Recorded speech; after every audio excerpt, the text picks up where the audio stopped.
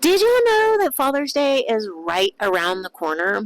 Well, this year for Father's Day, I am making my dad something special from the heart. I literally love to pressure can or water bath anything I can get my hands on.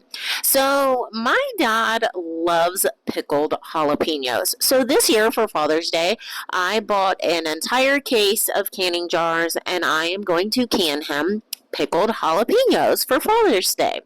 Oh, and by the way, if you do not have one of these vegetable slicers in your kitchen, it is a must have. Let me tell you, because if it was not for this thing, I would not have been able to get all of this done today. I canned over 15 pounds of jalapenos. Yes, over 15 pounds.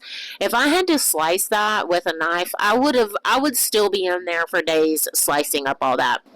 Anyways, I love. So once I got everything sliced up, I went ahead and sanitized my jars. I boiled them in boiling water for about 5 minutes to get them good and sanitized. All of my jars, my lids, my rings, everything nice and sanitized. Once I got them sanitized, I started my brine, and my brine is 1 part water, 1 part vinegar. I got that to a boil. Once I boiled that, I went ahead and stuffed all of my jars with all of my jalapenos. And then I use a canning salt. I put 1 teaspoon of canning salt in all of my jars. Then I go ahead and top my jars off with my brine, and I leave about a half an inch to 1 inch of headspace in the top of my jar.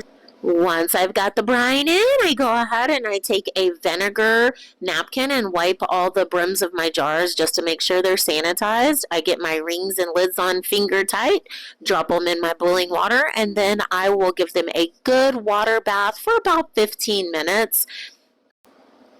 And there's the finished product, and my dad is going to be so super excited that he gets an entire case of pickled jalapenos for Father's Day. Yay!